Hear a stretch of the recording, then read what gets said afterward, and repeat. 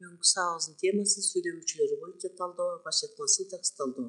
Бул сабакта жөнөкөй сүйлөмдүн талданышына көңүл бөлөбүз.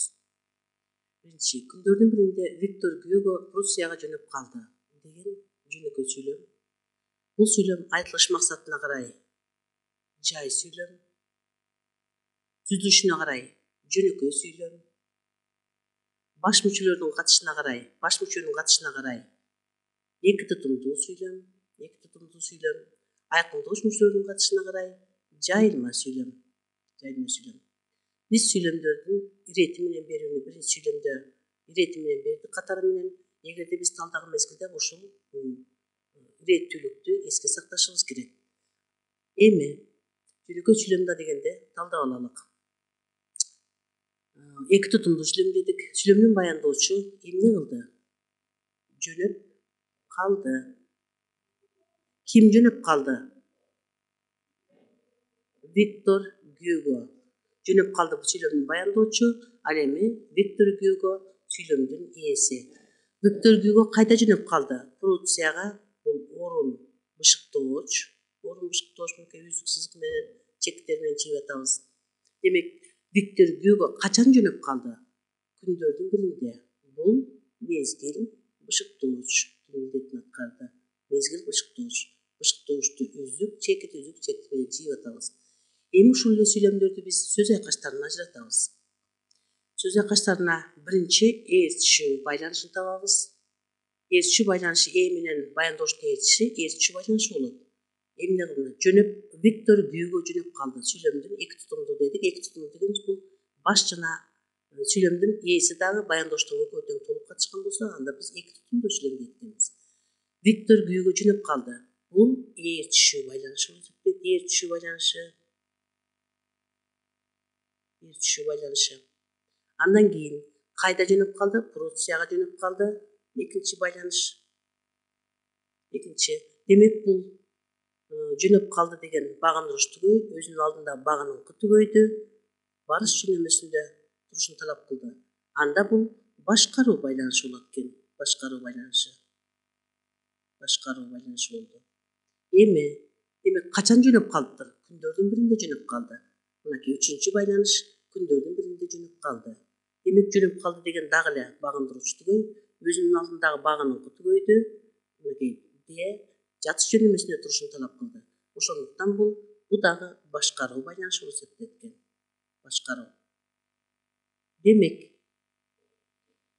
башкаруу байланышы багындыруч түгөй, өзүнүн алдында багыныңкы түгөйдү, төрт жөнөмөнүн биринде. Барыш, табыш, жатыш, чыгыш жөнөмөсүнүн биринде турушун талап кыла турганын билесиңер.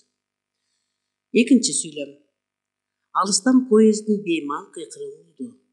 Бул дагы айтылыш максатына карай жай сүйлөм, түзүлүшүнө карай жөнөкөй сүйлөм. Ал эми баш мүчөнүн катышына карай эки тутумдуу сүйлөм, айкындоочу мүчөнүн катышына карай жайылма сүйлөм. Талдайбыз. Эмне кылды? Угулду баяндоочу. Эмне угулду? Кыйкырык угулду. Бул сүйлөмдүн ээси кыйкырык угулду. Демек, кыйкырык качан угулду? Беймал. Бул дагы мезгил бышыктооч болот экен. Беймал угулду. Ал эми эмненин кыйкырыгы угулду? Эмненин кыйкырыгы? Поезддин. Бул кимдин эмненин дегенибиз бул аныктоочко берилет. Анткени бул илик жөнөмөсүндө турат. Мынакей карайбыз. Демек, илик жөнөмөсүндө сөздөр аныктоочтук милдетин аткарып атат. Кайдан угулду? Демек, бул баяндооч менен байланыштат. Кайдан? Орун бышыктоочтук милдетти аткарып атат. Алыстан бышыктооч болду. Бышыктооч. Эми ушул эле сүйлөмдү сөз айкаштарына ажыратабыз. Биринчи жанагыдай эле жогорудагыдай тартип менен ээрчү байланышын таап алабыз. Кыйкырыгы угулду. Сүйлөмдүн ээси баяндоочу, бул ээрчү байланышы. Бул ээрчү байланышы сүйлөмдүк касиетке ээ болот. Анткени бул ээрчишүү. Анткени бул жалаң сүйлөм болуп турат. Сөз айкаштарынан айырмасы бул сүйлөмдүк касиетке ээ болуп турат. Ээрчү байланышы. Андан кийин кыйкырык угулду. Кандай кыйкырык экен? Беймал кыйкырыгы. Демек беймал кыйкырыгы эч кандай жөнү өчөсү жок болгондуктан бул ыкташуу байланышы болот. Ыкташуу. Мынакей. Ал эми дагы ар бир сөздүн маанисине карап туруп туш келди эле эки сөздү бириктирсек бул сөз акашы болбойт. Ошондуктан ар бир сөздү маанисине карап туруп анан кийин эки-экиден топтоштурууга туура келет. Демек кыйкырыгы болду, беймал кыйкырыгы. Эми поезддин кыйкырыгы. Поезддин беймал деп койсок болбойт. Поезддин кыйкырыгы. Демек бул жерде мынакей поезддин кыйкырыгы. Демек багындыруучу сөз өзүнүн алдына багындыруучу сөздүн мына ирик жөнөмөсүндө турушун талап кылгандыктан бул таандык байланыш болот экен. Таандык байланыш болуп атат. Бул жерде мындай кылып белгилеп койсок болот жанагыларды. Беймал кыйкырыгы мындайынан болуп калып атат. Демек ушул сыяктуу. Андан кийин эми ушул жерде поезддин кыйкырыгы болду. Эми алыстан деген кайсыл сөз менен байланыштырат? Карайбыз. Алыстан поезддин болбой калат, алыстан беймал да болбойт. Демек алыстан эмне кылыптыр? Алыстан угулуптур. Алыстан угулду деген багындыруучу сөз өзүнүн алдындагы багыныңкы сөздү мындайынан барсак эгерде багыныңкы сөздү чыгыш жөнөмөсүндө турушун талап кылып атат. Ошондуктан бул башкаруу байланышы болуп эсептелет экен. Башкаруу байланышы. Ушундай эле тартип менен кийинки жөнөкөй сүйлөмдү талдайбыз. Ата-энени сыйлоого эки көзүң төрт болсун. Бул сүйлөм дагы айтылыш максатына карай жай сүйлөм. Анткени жайынча айтылып атат. Түзүлүшүнө карай жөнөкөй сүйлөм. Баш мүчөнүн катышына карай карайбыз. Бир тутумдуу экен, Эмне үчүн? Бул жакта жогоруда эки тутумду деп атканбыз, бул жерде бир тутумдуу. Ал эми айкылдоо мүчөнүн катышына карай жайылма сүйлөм экен. Эми эмне үчүн бир тутумдуу сүйлөм болуп калды? Талдап көрөлүк. Ата-энени сыйлоого эки көзүң төрт болсун. Эмне болсун? Эки көзүң төрт болсун бул баяндоочу. Муну бөлүп жиберүүгө болбойт. Анткени бул фразологизмдер туруктуу сөз айкаштар болуп эсептелет, туруктуу. Эки көзүңдү, үч көзүң же бир көзүң деп айтууга болбойт, төрттү, беш дегенге болбойт. Ошондуктан муну чогуусу менен бир гана сүйлөм мүчөсүнүн милдетин аткарат экен. Ошондуктан бул эки көзүң төрт болсун деген сүйлөмдүн баяндоочу. Эмнеге эки көз төрт болуп атат? Сыйлоого. Толуктоочтук милдет аткарды. Кимде? Ата-энени. Бул дагы кимде менен деген толуктоочко берилет.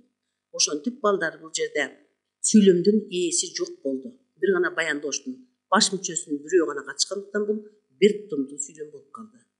Эгерде ээси дагы бул жерде карайбыз, экиси дагы баяндоочу да катышкан болсо эки тутумдуу, ал эми баш мүчөлөрдүн бирөө эле катышкан болсо баяндоочу эле катышты дагы ээси жок. Ошондуктан бул бир тутумдуу сүйлөм болду. Сөз айкаштарын ажыратабыз. Сыйлоого эки көзүң төрт болсун. Эмнеге эки көзүң төрт болсун деген бул багындыруучу түгөй. Мынакей мындай багындыруучу X белгисин коебуз. Ал эми бул болсо өзүнүн алдында багыныңкы түгөйдү барыш жөнөмөсүндө турушун талап кылгандыктан бул башкаруу байланышы болду. Башкаруу байланышы болду. Андан кийин демек бул экөө кетти. Эми ата-энени сыйлоого. Ата-энени эки көзүң төрт болсун деген бул айкаш болбой калат. Ошондуктан маани берген бөлөк гана сөз айкаш болот экен. Демек ата-энени сыйлоого, бул жерде сыйлоого багындыруучу сөз, ата-эненин өзүнүн астында багыныңкы сөз табыш жөнөмөсүндө турушун талап кылып атат. Демек барыш, табыш, жатыш, чыгыш төрт жөнөмөсүндө турса, жана эскерткенбиз, бул дагы эмне болот экен? Башкаруу болот экен. Андан кийинки сүйлөмгө келебиз. Төртүнчү сүйлөмгө келебиз. Жоголгон бычактын сабы алтын. Бул дагы айтылыш максатына карата жай сүйлөм, түзүлүшүнө карай жөнөкөй сүйлөм, баш мүчөнүн катышына карай эки тутумдуу, айкылдооч мүчөнүн катышына карай жайылма сүйлөм болду. Талдайбыз. Демек эмне? Алтын. Атооштук баяндооч болду. Алтын. Ал эми эмнеси алтын экен? Сап алтын сүйлөмдүн ээси. Эмненин сап алтын? Бычактын, кимдин, эмненин деген аныктоочко берилет. Ирик жөнөмөсүндө турат. Кайсы бычактын? Жоголгон. Демек бул бычак заттын белгисин билдиргендиктен бул дагы аныктооч болуп эсептелет. Эми сөз айкашына ажыратабыз. Демек ээрчү байланышы бул жерде кайсы болот экен? E менен баяндоочтун ээрчиши бул сабы алтын. Ээрчишүү. Ал эми андан кийин бычактын сабы деген байланыштырып атат. Мынакей бычактын сабы деген сабы багындыруучу түгөй. Ал эми өзүнүн астына баганын төбөйдө илик жөнөмөсүндө турушун талап кылып атат. Илик жөнөмөсүндө болсо бул эмне болду? Таандык байланыш болду. Таандык байланыш болду. Андан кийин ушул сүйлөмдө эми жоголгон кайсы бычактын? Жоголгон бычактын. Демек жоголгон бычактын деген бычак деген багындыруучу сөз өзүнүн алдындагы багындык сөз менен эч кандай жөндөмө мүчөсү жок мааниси жагынан байланышкандыктан бул ыкташуу болот. Ыкташуу байланышуу болот.